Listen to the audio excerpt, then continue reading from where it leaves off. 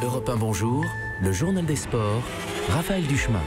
Et ça y est, Jérôme Lacroix, c'est l'heure de vérité. 20h45 ce soir, les étoiles en piste avec Real Madrid, Paris Saint-Germain, 8e de finale aller Ligue des champions de football. L'ambition folle du PSG face à la puissance madrilène. Les Castillans sont double tenants du titre avec Zinedine Zidane, entraîneur. Mais aujourd'hui, la maison flanche, distancée en championnat, éliminée en coupe. L'avenir de Zizou serait fragilisé ce soir en cas de contre-performance. Je pense pas à mon futur, je pense simplement au match. En fait, le reste, on peut pas le contrôler. Moi, ce que je peux contrôler, c'est ce qu'on fait sur le terrain, ce qu'on fait avec mes joueurs. Et c'est ce qui m'intéresse, en fait. Après, aujourd'hui, il n'y a pas de pression particulière. Mon avenir n'importe peu. Real Madrid PSG, coup d'envoi 20h45 avec de part et d'autre deux Brolandas, Mbappé, Cavani, Neymar contre Bale, Benzema, Cristiano Ronaldo. Ce matin, les Anglais de Manchester City ont un crampon 3/4 en quart de finale. Victoire 4-0 en Suisse à Bâle. De partout entre la Juventus et les Londoniens de Tottenham, les Turinois ont mené 2-0. Match retour le 7 mars. Le mot sport du jour. Addiction, c'est l'histoire de l'addiction olympique de Jason Lamy-Chapuis. À 31 ans, le Français fait son grand retour aux Jeux Olympiques d'hiver aujourd'hui en Corée du Sud. Alors lui, il pratique le combiné nordique. C'est du saut à ski plus du ski de fond.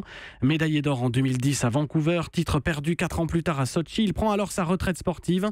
2 ans pendant lesquels il passe son diplôme de pilote, mais n'y tenant pas, Jason Lamy-Chapuis décide de chausser à nouveau les skis pour défier le temps à Pyeongchang.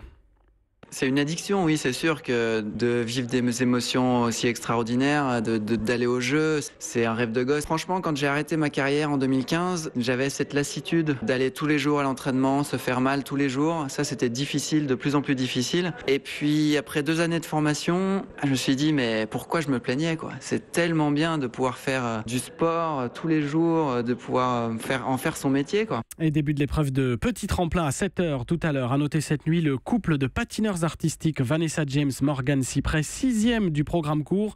Ils viseront le podium lors du programme libre demain. Et puis le 3e titre en snowboard halfpipe pour la légende américaine Shaun White.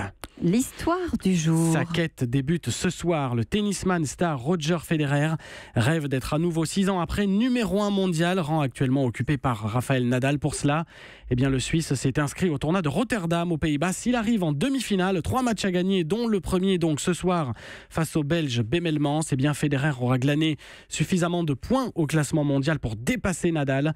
À 36 ans, 6 mois et 8 jours, il deviendrait le numéro 1 mondial le plus âgé de l'histoire, 3 ans de plus que l'américain Agassi en 2003. Merci Jérôme. Europe 1.